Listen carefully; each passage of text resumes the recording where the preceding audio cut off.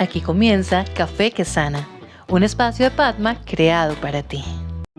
Hola a todos, bienvenidos a Café que Sana, un espacio de Padma creado para ti. Hoy tenemos una invitada muy especial, Paola Roa, bienvenida, gracias por aceptar esta invitación a Café que Sana. Paola es mujer, mamá, trabajadora, fundadora de Dravet Latam y del podcast Mamás Neuróticas. Hoy nos viene a contar su historia para poder ayudar a muchas familias que están pasando una situación como la de ella. Bienvenida, Paola, ¿cómo estás? Hola, Caro, gracias por tu invitación, gracias por este espacio en el que nos podemos expresar y contar un poco sobre las vivencias que uno tiene en el día a día, en este momento. Gracias, Pau. Bueno, primero queremos preguntarte cómo era tu vida antes de ser mamá. ¿Cómo era tu vida? Sé que eras una mujer muy independiente, trabajadora, que le gustaba mucho viajar, muy sociable, haciendo muchas cosas en el día a día. Así que cuéntanos cómo era tu vida antes de ser mamá. Bueno, sí, Caro, así como lo expresas, yo tenía una vida muy espontánea, una vida en la que yo podía tomar decisiones sin limitantes, ¿sí? En el que podía desplazarme y disfrutar de una manera muy propia y muy individual. Ok. Cuando tú, digamos, llega el diagnóstico de tu hija, ¿tú te acuerdas cómo fue ese momento? Sé que tu hija tiene un diagnóstico que es Dravet, creo que se dice así. Sí, Dravet. Dravet, el síndrome de Dravet o la enfermedad de Dravet, nos vas a aclarar eso y quiero que nos cuentes cómo fue ese momento, qué recuerdas de ese día y también cuéntanos un poquito a los que estamos escuchando qué es esta enfermedad. Bueno, Caro, Dravet Latam, bueno, quiero empezar mencionándote algo. Cuando supe que era mamá, yo simplemente veía la dimensión de cuidar un bebé, de cómo tú vas a criar a un niño en su alimentación, en su crianza normal de educación. No me imaginé el impacto tan grande que para mí iba a ser mamá. Esto con relación a lo que tú estás mencionando, que es un diagnóstico. Cuando yo, pues digamos que en mi familia, cuando empezó todo el diagnóstico frente a qué es el síndrome de Dravet, para nosotros fue demasiado perturbador porque por fortuna hemos tenido una familia muy sana. ¿Sí? Entonces, esto para nosotros ver que nuestra criatura tenía que tener un cuidado diferente, ya que el diagnóstico de síndrome de Dravet es una epilepsia refractaria. Esta se da en 1 de 16,000 niños alrededor del mundo. Entonces, yo le digo que es el regalo de Dios, porque eso fue como en esa rifa y me dijeron, tú vas a tener la oportunidad de vivir y cuidar a una niña con una enfermedad huérfana. Entonces, que es la del síndrome de Dravet. Entonces, el impacto inicialmente fue demasiado devastador, si te soy sincera. ¿Cuántos años tenías ahí? Yo fui mamá a mis 28 años. Wow. Y a mi Antonella le empezaron las convulsiones a los 4 meses. ¿A los 4 meses? Sí. Okay. ¿Cómo también, claro, tú empiezas a vivir con miedo, si ya uno de mamá o de papá vive con miedo por las cosas básicas que pueden pasar con nuestros hijos, ¿cómo empiezas tú, digámoslo, a afrontar ese miedo de que tu hija convulsionara en cualquier momento? ¿Cómo afecta esto tu salud física, mental, emocional? Cuéntanos un poquito. Muy caro. Digamos que yo nunca me imaginé que tener miedo a perder la vida del ser más querido me iba a transformar tanto. O sea, era un miedo a que en una convulsión la niña se me muriera. Es que era un miedo a dormir y que no me diera cuenta que ella convulsionara. Era un miedo a salir a la calle y que convulsionara y yo no pudiera responder. Era un miedo a ir a un parque y que en una convulsión, en una subida, en un columpio, en un rodadero, que es lo más normal y natural de un niño, la niña se me enfermara de una convulsión. O sea, yo me sentía incapaz de atender una emergencia frente a la vida de mi hija. Yo sentía que no iba a poder. Yo tenía mucho miedo de todo, de salir, de hablar, de actuar, de dormir. Y eso mentalmente y físicamente al pasar el tiempo fueron cobrando demasiado, no sé, ¿cómo te digo? Demasiada fuerza en mi cuerpo y en mi mente, porque caí en una depresión profunda a raíz de todo primero porque tuve una depresión postparto. ¿Sí? Porque aunque, digamos lo que te digo, a mí me dio muy duro hacer un duelo de la vida anterior a la vida actual, que era ser mamá. Después de eso vino que la niña se empezara a tener convulsiones, vino el diagnóstico, entonces empezaron a pasar una cadena de sucesos que a mí me subieron a una depresión profunda. Y tu primera hija, ¿verdad? Sí. Además, el primogénito viene también con un montón de expectativas, miedos, creencias, tabúes, ¿no? Un montón de cosas. Que era lo que yo te decía ahorita, cuando me dijeron vas a ser mamá, mi primer impacto fue, voy a empezar a crear un bebé en el que la alimentación, sus cuidados, que su cunita, la ilusión de muchas cosas que que fue pasando el tiempo y tuvimos que ir transformando, porque el cuidado es totalmente diferente en ese momento y en el momento de hoy en día. Claro, cambia todo. Bueno, y también sé que en ese momento, no sé exactamente en qué edad de tu hija, estabas con tu pareja y también te empezaste a dar cuenta de muchas cosas y mucha dependencia que había con tu pareja en este momento y tomaste una difícil situación de la separación con esta persona, ¿verdad? Cuéntanos un poquito de esto. Bueno, Caro, digamos que esa parte también entra dentro de los retos que tuve que vivir en ese proceso, que fue la separación y más que en realidad lo que pasó fue que nos llegó tan de repente esa noticia del diagnóstico que nosotros nos abrumamos y no supimos llevar nuestra vida en pareja, porque normalmente pasa que cuando uno es papá tiende y se vuelca toda la atención a los hijos, ¿sí? Después a un diagnóstico y por ende el acompañamiento de pareja quedó de lado, entonces se fracturó la comunicación, se fracturó el amor en ese momento y fuimos, no sé, a pasar del tiempo, lo que hicimos fue volcarnos fue la atención a Antonella, entonces yo sentía que yo no podía sin él. Sí, yo sentía que sin él yo no iba a poder atender en una emergencia a mi hija, pero cuando ya empecé a ver que ya era más un tema de miedo y de dependencia, más no de amor, yo tomé la decisión de que aparte de ser mamá, también soy mujer y también quería sentirme acompañada, cuidada, vista, ¿sí me entienden? Entonces, como que ya empecé, un día, mira, te lo digo, me miré al espejo y dije, esta no eres tú. Y ahí tomé la decisión, empecé a tomar muchas decisiones, ¿cómo te quieres ver? Entonces, físicamente, que en el ejercicio, la alimentación, empecé a tomar esas decisiones como pareja. No nos estamos cuidando, no nos estamos respetando, no nos estamos acompañando, no quiero esto porque es suficiente, sentía suficientes emociones fuertes, sentía con todo lo de mamá y todo lo del diagnóstico, que yo dije, no puedo también lidiar con una relación que no está funcionando. Entonces ahí fue cuando fue una decisión de los dos que dijimos, bueno, nomás no podemos continuar porque necesitamos estar tranquilos todos.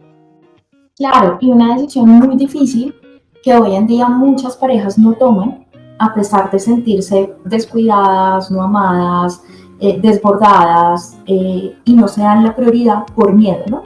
Por miedo, y más aún, hay un miedo con un diagnóstico sumado, que eso lo hace aún mucho más difícil, entonces priorizan otras cosas antes que a sí mismos. Para ti, ¿cómo ha sido el autocuidado, el priorizarte a ti? Porque muchas mamás y papás actualmente lidian con eso, ¿no? Lidian con que el autocuidarte no puede ser primero, sino que primero mi hijo, mi pareja, mi hogar, mi trabajo, todo. ¿Cómo ha sido esto para ti, esta lección tuya tan madura, tan consciente y tan adulta de elegirte a ti y autocuidarte a ti?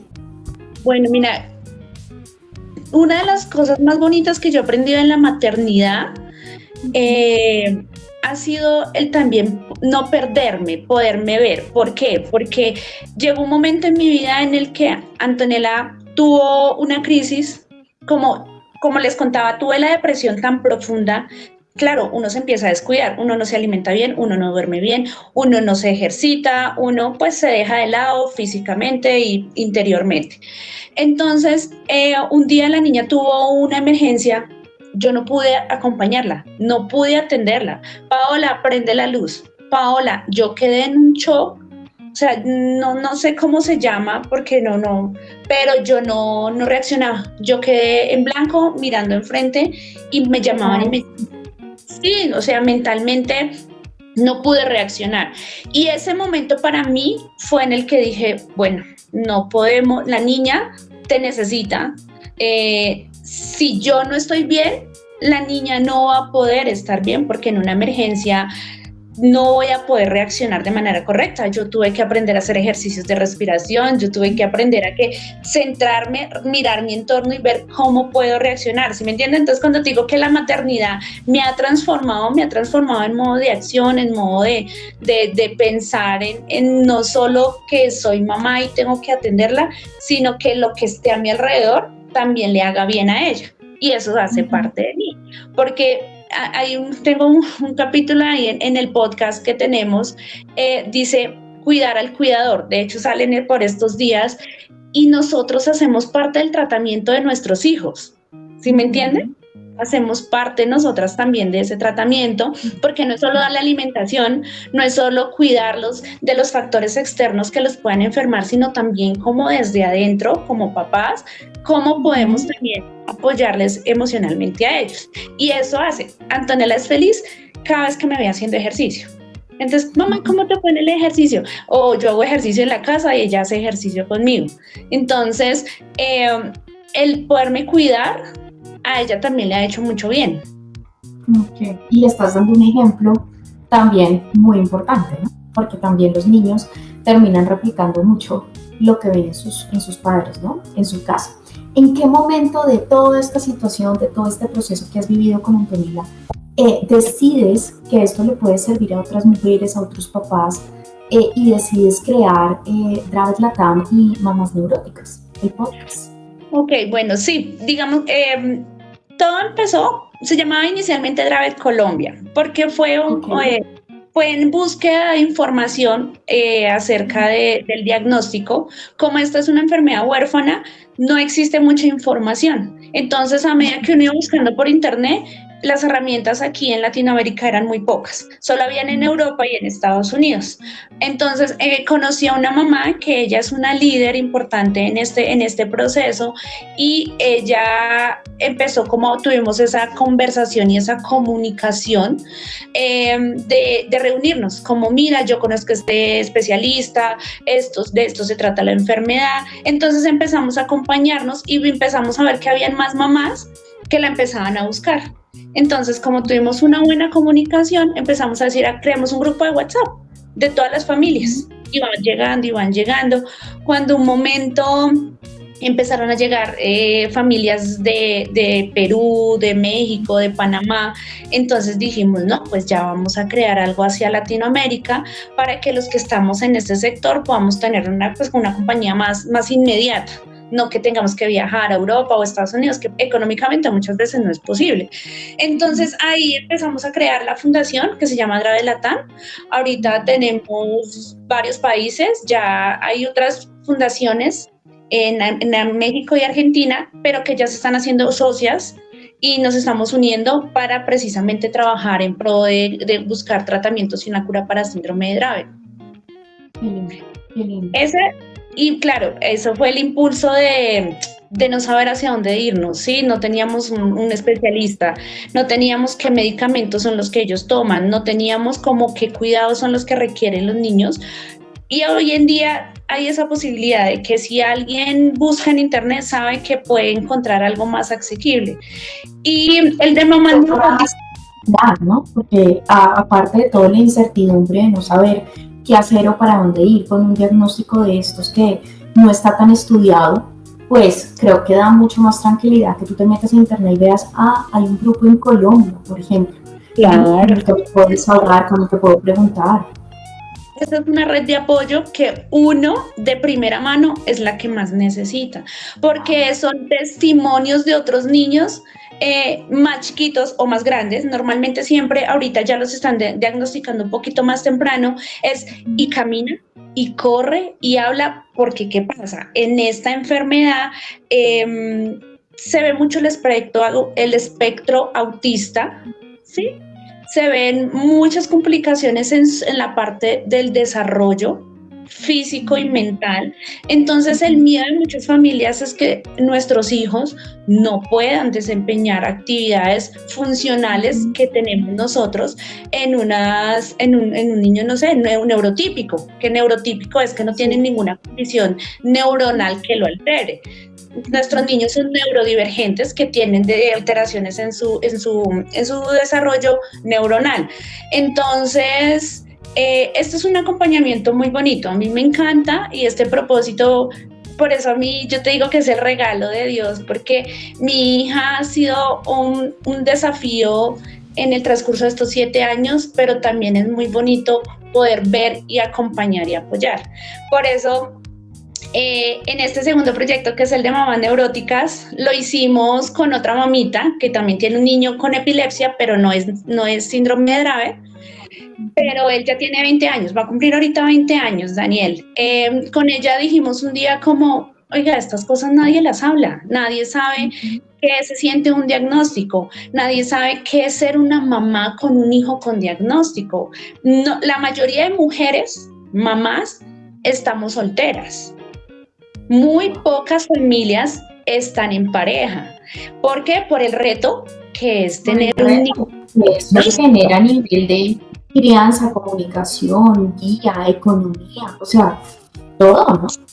Y el reto que enfrentamos nosotras como mujeres, de encontrar una pareja, conocer una pareja que quiera involucrarse en una condición, en un estilo de vida como el que nosotras llevamos. Entonces, con Carolina hablamos de todos estos temas, de cómo se siente la sexualidad, de cómo se siente el amor, de cómo se siente la frustración, de cómo las expectativas que teníamos y no se dieron. Entonces, esto es un espacio en el que lo hacemos catarsis, ¿sabes? Es un espacio donde como mamás hablamos de lo que nos enfrentamos nosotros en el día a día con nuestros hijos. Así es. Bueno, pues 2 espacios de apoyo y de conocimiento muy, muy bonitos. ¿Cómo está hoy Antonella? ¿Cómo está hoy Antonella en su parte física, emocional, de escolaridad? ¿Y cómo es tu relación, Pau, con Antonella al día de hoy? Cuéntanos. Mira, Antonella hoy en día es una niña feliz, una niña con una libertad increíble al expresarse. Y es una niña que no le tiene miedo a expresar lo que le gusta, lo que no le gusta. Afortunadamente, con la relación con el papá de mi hija, ha permitido que los dos caminemos en la formación de ella, y que su diagnóstico no sea una barrera para poder desempeñarse en este mundo, ¿sí me entiendes? Entonces, hoy en día ella es una niña que tiene sus retos y sus desafíos diarios en cuanto a su alimentación, en cuanto a su educación, porque este año empezamos a escolarizarla, pero eso no es un impedimento, su salud, para que no pueda desarrollar sus papeles en el día a día, como vestirse, como comer, porque aunque esto parece básico,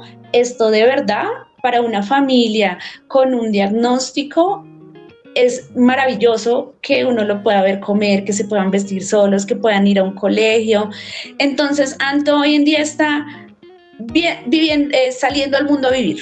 La estamos acompañando a que pueda empezar a vivir pues lo que es su educación, sus amistades, porque este año es donde más ha desarrollado esa comunicación con sus amigos.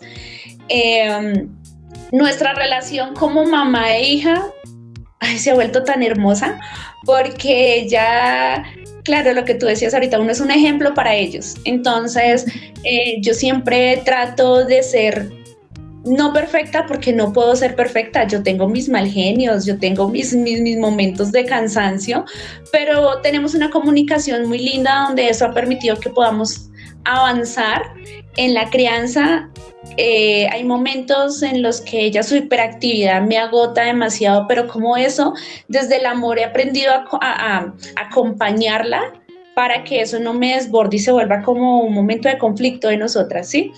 Entonces, hoy en día siento que hemos avanzado y todo ha sido desde el amor, dejando un miedo al lado, dejando el miedo de lado porque eso siento que nos estaba frenando al inicio. Claro, cuando la relación se da desde el miedo, cualquier tipo de relación o vínculo se da desde el miedo, pues trae mucho dolor, ¿no? Y no deja que sea espontáneo, fluido, genuino, ¿no? Si tú pudieras hoy hablar con esa Paola, a la que le dieron ese diagnóstico en ese momento, ¿qué le dirías y qué le dirías a esas mamás o papás que están pasando actualmente por lo mismo que tú o que tienen un hijo con esta enfermedad o que les acaban de decir este diagnóstico que es tan choqueante y tan impactante en el momento? Bueno, digamos que este proceso me ha permitido, no sé, yo le diría a Paola como la abrazaría y le diría, tú vas a estar bien, vas a ser una mujer que vas a empezar a tener las habilidades y el conocimiento para cuidarte y cuidar a tu hija y poder vivir este momento que Dios y la vida te permitió tener. ¿Sí? Le diría que se puede y que un día a la vez. Un día a la vez. Mi lema es un día a la vez. Sí. Y a las otras mamitas y papás con diagnóstico, mandarles también un fuerte abrazo porque hablábamos, las expectativas de nosotros son diferentes. Sin embargo, todo lo que llega a nuestras vidas es para nuestro crecimiento. Siempre consultar por internet, siempre va a haber un acompañamiento psicológico de amistades que nos pueden también apoyar. Pedir ayuda es importante, nosotros no siempre podemos con todo solos, creo que eso es una de las mayores cargas que tenemos y lo que hablábamos, cuando uno se sobrecarga, creo que no podemos cuidar a nuestros hijos, ni a nuestro hogar, ni a nuestra pareja, ni a nosotros mismos. Entonces es como, permítase sentir, siéntalo, llórelo, vívalo y también permítase cuidarse ustedes mismos. Bueno, pues un mensaje muy lindo, muy bonito y también saber que si tú pudiste y estás y lo puedes y te has fortalecido y tu hija es una niña feliz, como tú dices, un día a la vez y con sus retos, pero pues que si tú y el papá de Anto pudieron, pues la mayoría también lo va a poder, ¿no? Claro, a veces perdona, Cara, a veces nosotros creemos que los retos son más grandes que nosotros y en realidad simplemente es pausar, respirar, porque todo se puede dar siempre con la mejor actitud. Así es. Pues Pau, muchas gracias por abrirnos tu corazón, gracias por este espacio, gracias también por contarnos y demostrar que el autocuidado, el pensar en ti, en priorizarte como mujer, como mamá, no es un acto de egoísmo, sino que es una forma de amor, de avanzar también para que los demás estén bien. Tú también lo puedes hacer, que el cansancio también te puede agotar mucho, pero que también puedes decidir parar, priorizarte, descansar y volver a empezar para que tu hija esté bien si tú estás bien, que muchas personas esto lo dejan mucho tiempo detrás, aplazar. Perdona, Caro, es que es muy importante esta frase, somos parte del tratamiento de nuestros hijos. Es verdad. Así es, y ojalá todos los que estén escuchando eso, esa frase les haga clic y puedan empezar a hacerlo de una forma diferente para que sea más llevadero este proceso. Entonces, nuevamente, gracias por estar en Café que Sana. Y por último, aparte de agradecerte, quiero pedirte que nos cuentes dónde te pueden encontrar las personas que nos están escuchando, que necesitan esa comunidad de apoyo, dónde te pueden escuchar, ver, cuéntanos.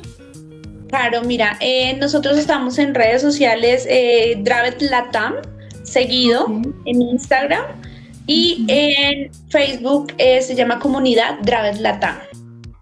Ok. Y, sí, y Mamás Neuróticas estamos en Instagram como Mamás Neuróticas. Ese nombre, Mamás. Neuróticas, sí. Así todo seguido también en Instagram. Listo, perfecto. Listo, entonces nuevamente muchísimas gracias, gracias a todos los que nos están viendo y esto fue otro episodio de Café que Sana de Padma. Gracias. Aquí termina Café que Sana, el espacio de Padma creado para ti.